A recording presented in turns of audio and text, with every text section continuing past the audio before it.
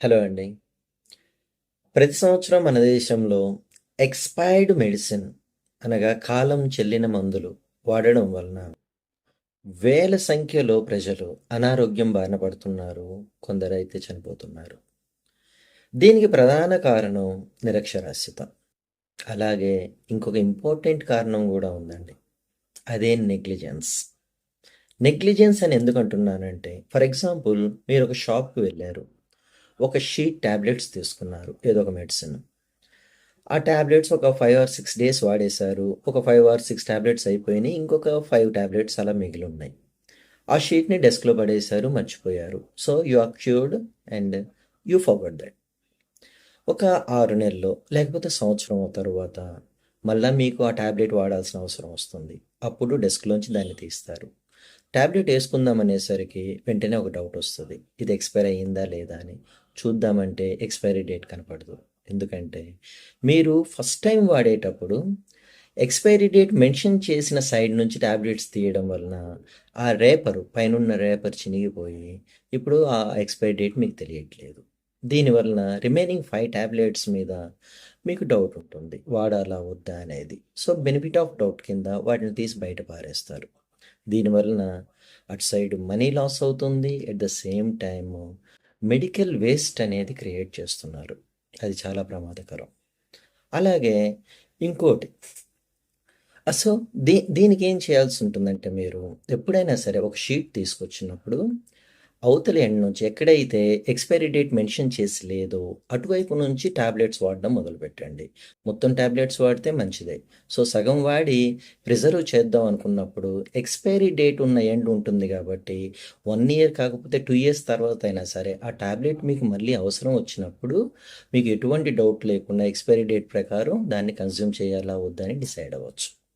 అలాగే ఇంకొక కేసు. అదే మెడికల్ షాప్‌కి మీరు వెళ్లారు. సో, మీరు 4 లేదా 5 టాబ్లెట్స్ మాత్రమే అడుగుతారు. షీట్ మొత్తం మీకు అవసరం లేదు. సో, మెడికల్ షాపోడికి తెలుసు. వాడు ఖచ్చితంగా ఎక్స్‌పైరీ డేట్ ప్రింట్ చేయని అదర్ సైడ్ నుంచి ఆ 5 మెడిసిన్ కట్ చేసి ఇస్తాడు. ఎందుకంటే ఎవరైనా అడిగారంటే, ఈ టాబ్లెట్ యొక్క ఎక్స్‌పైరీ డేట్ ఏంటి అని అడిగారంటే చూపించడానికి వాడికి ఒక ప్రూఫ్ కావాలి కాబట్టి మీకు అవతల ఎండ్ నుంచి ఇస్తారు. అటువంటి టైంలో మీరేం చేయాల్సి ఉంటుందంటే తనని ఒకసారి ఎక్స్‌పైరీ డేట్ చూపించమనండి.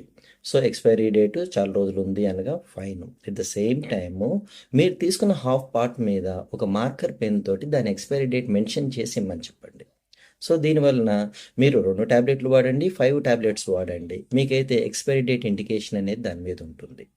ఒకవేళ మీరు ఓన్లీ 1 ఆర్ 2 టాబ్లెట్సే తీసుకుంటున్నారు. ఆ 2 టాబ్లెట్స్ కంపల్సరీ యేసుకుంటారు అనిపించినప్పుడు, ఇక ఎక్స్‌పైరీ డేట్ జస్ట్ చూసి మార్కర్ చేయకపోయినా పర్వాలేదు. వాటిని తీసుకొచ్చేసి వాడుకోవచ్చు.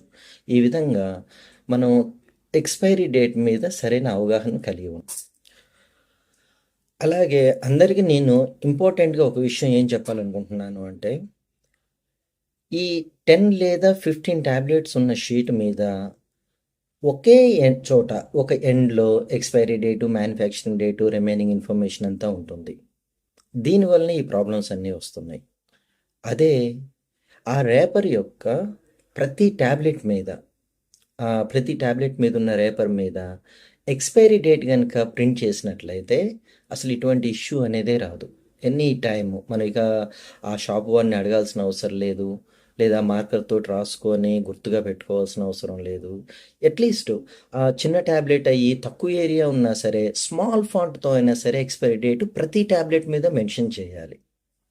ఈ ప్రపోజల్ మనం గవర్నమెంట్‌కి తీసుకెళ్ళాలి. సో దట్ మనకి ఆ టాబ్లెట్ ఒక 3, 4 టాబ్లెట్లు వాడుకొని రిమైనింగ్ డెస్క్‌లో యేసుకొని 1 ఇయర్ తర్వాత చూసుకున్నా సరే ఈచ్ టాబ్లెట్ మీద ఎక్స్‌పైరీ ఇన్ఫర్మేషన్ ఉంటది కాబట్టి సందేహం లేకుండా వాటిల్ని వాడొచ్చనమాట. ఒకవేళ చిన్న చిన్న ఫాంట్ ఉంది నాకు కనపడట్లేదు అంటే భూతద్దం పెట్టుకొని చూద్దాం. అది కాకపోతే మనకి ప్రతి ఒక్కళ్ళకి మొబైల్ ఉంది. ఒక ఫోటో తీసుకొని మాగ్నిఫై చేసి చూసుకోండి ఎక్స్‌పైరీ డేట్ కనపడుద్ది. దీనివలన మనకి డౌట్‌లో ఆ టాబ్లెట్‌ని పారేయాల్సిన అవసరం లేదు.